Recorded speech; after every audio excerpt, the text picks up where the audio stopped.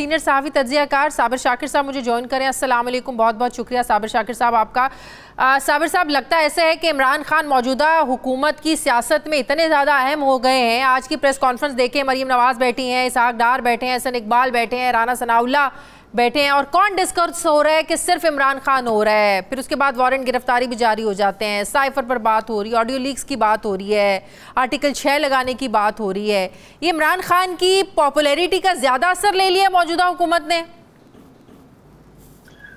In fact आज एक message दिया गया ये प्रेस कॉन्फ्रेंस करके, मरियम बीबी की सदारत में ये प्रेस कॉन्फ्रेंस हुई है और उनके राइट लेफ्ट पे वज़रा बैठे थे, जो कि वो वज़रा जो समझे जाते हैं कि ये नवाज शरीफ साहब के कैंप के लोग हैं और मरियम बीबी कैंप के लोग हैं।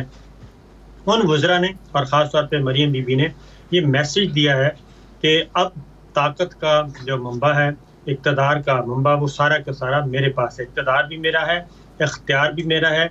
और अब ये मैसेज शहबाज शरीफ के लिए था, ये कहने की कोशिश कर रहे हैं आप? जी बिल्कुल, ये मैसेज जो उन्हीं के लिए था और लोगों को बताना था, ज़ाहिर थ्रू पब्लिक, थ्रू मीडिया, हमारी इस्टेब्लिशमेंट, हमारी ब्यूरोक्रेसी, उन सबको ये मैसेज कन्वे करना था कि अब मैं आ चुकी हूँ और अब इख्तियार और इख्तियार मेरे पास है। और ये राइट लेफ्ट पे उन्होंने तगड़े ये इख्तियार लगता है डार साहब के वापस आने के बाद ही कुछ ज्यादा इख्तियार महसूस हो रहा है, बाकी लोग तो वज़रा तो पहले भी मौजूद थे। जी, डार साहब इसी तरीके से डार साहब के लिए 6 महीने की मेहनत की गई, वो ऑडियो भी मौजूद है ऑडियो लीक्स में कि 6 महीने के मुज़ाकरात के बाद पसे पर्दा उस मुज़ाकरात के नतीजे में फिर इसहाक डार साहब की एंट्री हुई है। और इसहाक डार साहब सिर्फ वज़ीर ख़जाना के तौर पे एक्ट नहीं करेंगे, बल्कि वो डे टू डे अफेयर्स भी देखेंगे और रियासती उमूर और उमूर ममलिकत उनको भी देखेंगे। और पहले क्योंकि टेलीफोन पे हिदायत ली जाती थी और डिले हो जाता था, अब इसहाक डार साहब डेली बेसिस पे राब्ते में रहेंगे नवाज शरीफ साहब से और फिर अपना एक्ट करेंगे एज डिफेक्टो के तौर पे। और यही चीज़ मरियम बीबी ने आज कन्वे की है कि भाई अब इक़्तिदार और इख्तियार मेरे पास है, मैं हूँ असल ताकत, ये पार्टी मेरी है, ये हुकूमत मेरी है और अब मैं मुखातिब होंगी। तो इमरान खान के हवाले से प्रेस कॉन्फ्रेंस इसका मतलब सिर्फ एक बहाना था जो आप अपना तज्जिया पेश कर रहे हैं, उससे तो ये अखज़ मैं कर सकती हूँ कि इमरान खान के बारे में सारी जो गुफ्तगू हुई वो तो सिर्फ एक बहाना था, मैसेज किसी और के लिए था और वो शहबाज शरीफ है। जी बिल्कुल यही था, क्योंकि इमरान खान साहब को आप देख लें कि उसके बाद पुलिस थोड़ी सी हरकत में आती है और उसके बाद फिर जब रिएक्शन देखा जाता है तो फौरी तौर पे वफाकी पुलिस स्टेटमेंट जारी करती है कि नहीं हमारा तो ये मतमे नज़र नहीं था, ये बिल्कुल क्यास पैदा ना किया जाए। तो ये सारी चीज़ें जो हैं वो उसी तरफ इशारा कर रही थी। इमरान खान साहब का एक जो दूसरा मामला है, इमरान खान साहब इनके असाब पे सवार हो चुके हैं क्योंकि डार साहब वापस आ गए, कोई फ़र्क नहीं पड़ा और मरियम बीबी को बरी हो गई है। डार साहब के आने से फ़र्क तो पड़ा, 12 रुपए उन्होंने पेट्रोल में जो है ना वो सस्ता कर दिया है। फिर फिर आप डॉलर देखें, डॉलर नीचे आ गया, पता नहीं उन्होंने कौन सी ऐसी जादू की छड़ी चलाई है। बहरहाल ऐसा हुआ तो है, ये तो हमें एक्सेप्ट करना है। देखिए बात ये है कि डॉलर अभी तक तो शौकत तरीन साहब चल रहे हैं। शौकत तरीन साहब छोड़ के गए थे 180-178 रुपए पे डॉलर और उसके बाद पेट्रोल जो था आलमी मंडी में अगर आप कंपेयर करें उस वक्त क्या कीमत थी और आज क्या कीमत है, उस वक्त से इस वक्त कीमत कम है। तो पेट्रोल तो जाना चाहिए दोबारा 150 पे और डीजल भी जाना चाहिए 150 पे, अगर तो आप कंपेयर करने हैं इस तरीके से, क्योंकि आलमी मार्केट में फ्यूल प्राइसेस कम हुई हैं और उससे कम है जो कि शौकत तरीन के ज़माने में थी।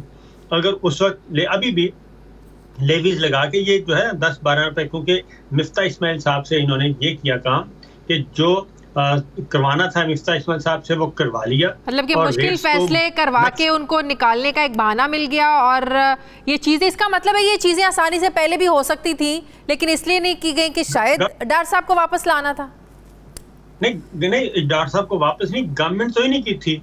जब गवर्नमेंट इनकी थी तो क्या ये मिफ्ता इस्माइल साहब बढ़ा रहे थे कीमतें? क्या मिफ्ता इस्माइल साहब डॉलर को ऊपर लेके जा रहे थे? एक आदमी अगर वो लेके जा रहे थे तो उनको तो काबीना में नहीं होना चाहिए, वो तो अभी भी काबीना में है, काबीना के रुकन है। ये बात नहीं थी। बात ये थी कि मिफ्ता इस्माइल साहब का इन्होंने सामने रखा हुआ था फेस बाकी सब काम एक ही तरह के थे। और वो हमारे सामने वो ऑडियो भी तो है ना कि आप सेहत कार्ड वापस ले लें चीज़ें, और बस वो एक है चीज़। तो ये इस तरह के फिर पेट्रोलियम प्राइसेस, क्योंकि एक तरफ उस वक्त प्रेस कॉन्फ्रेंस ट्वीट की गई थी कि नवाज शरीफ साहब जो हैं वो उठ के चले गए इजलास छोड़ के कि भाई मैं ये जुल्म बर्दाश्त नहीं कर सकता कि आप पेट्रोलियम प्राइसेस बढ़ा रहे हैं। तो जबकि दूसरी जानिब जो ऑडियो लीक्स है उसमें कहा जा रहा है कि ये मिफ्ता क्या कर रहा है, ये तो कीमतें बढ़ानी चाहिए, अंकल को कह रहे हैं कि, तो अंकल को उस तरफ लाया जा रहा है कि नहीं जी नहीं कीमतें बढ़ाएं आप। तो ये एक पुराने टैक्टिक्स हैं इनके। ऑडियो लीक्स की बात करें तो ऑडियो लीक से दोनों तरफ से दोनों पार्टियां एक्सपोज हो रही हैं, चाहे वो नून लीग की है चाहे वो तहरीक इंसाफ के। तहरीक इंसाफ की साइफर के हवाले से देख लें और मरीम नवाज की अपने दामाद को लेकर मशीनरी मंगवाने के हवाले से देख लें, तो ऑडियो पे हम किसी एक को नहीं उस पर कर सकते कि फिर दोनों एक्सपोज हो रहे हैं। देखें इनको कौन कर रहा है, असल तो है कि ये ऑडियो लीक्स कौन कर रहा है, ये रिकॉर्डिंग कौन कर रहा है।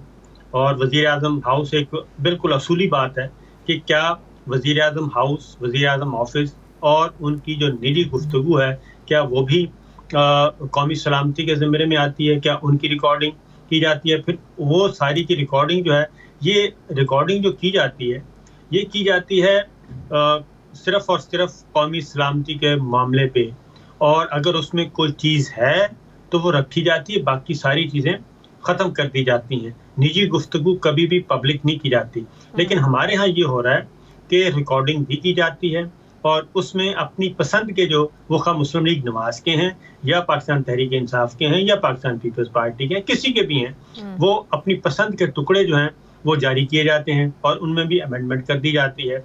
तो असूली बात लेकिन एक और चीज़ है ना, ऑडियो लीक्स आने से पहले हर तरफ से पार्टीज को पता कैसे चल जाता है। नून लीग की आती है तो वो कहते हैं कि अगली तो तहरीक इंसाफ की आने वाली है, तहरीक इंसाफ की आती है तो वो कहते हैं नहीं सब्र करें आपकी भी और आने वाली है। इन्हें कैसे पता चल जाता है? अगर करवा कोई और रहा है, करवाने वाला इनको बताता है कि अब अगली बारी उसकी है तो अगली बारी उसकी है।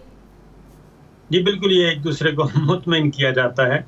और आपको मालूम है कि जिसका नाम एस्टेब्लिशमेंट है वो विकेट के चारों तरफ नहीं बल्कि विकेट के हर तरफ खेलती है, और वो राइट भी लेफ्ट भी हर जगह जहाँ जहाँ उसको स्पेस मिलती है, जहाँ स्पेस नहीं मिलती वो वहाँ भी खेलना जानती है। इसलिए ये चीज़ें पहले से इल्म में होती हैं, और उसकी रीज़न है कि उन्होंने बैलेंस भी रखना है और कहीं ना कहीं असल हदफ जो है उस तक पहुँचना भी है, तो उस तक भी पहुँचते हैं। और फिर ये है कि सारी चीज़ों के आने के बाद चीज़ों को डाइवर्ट भी करना होता है, क्योंकि कुछ और चीज़ें हो रही होती हैं, उन चीज़ों से तवज्जो हटाने के लिए आपने डाइवर्जन में डालनी है। और जैसे ट्रैफिक डाइवर्ट कर दी जाती है, एक बड़ा एहतजाज या कोई एक बड़ा हो रहा होता है, प्रोटोकॉल किसी ने गुजरना है तो लोगों को डाइवर्ट कर दिया जाता है ताकि उस तरफ कोई तवज्जो ना, वो चीज़ जो डिस्टर्ब ना हो। तो ये काम यहाँ पे होता है कि ये जो ऑडियो वीडियो लीक्स हो रही हैं ये तवज्जो हटाने के लिए भी है।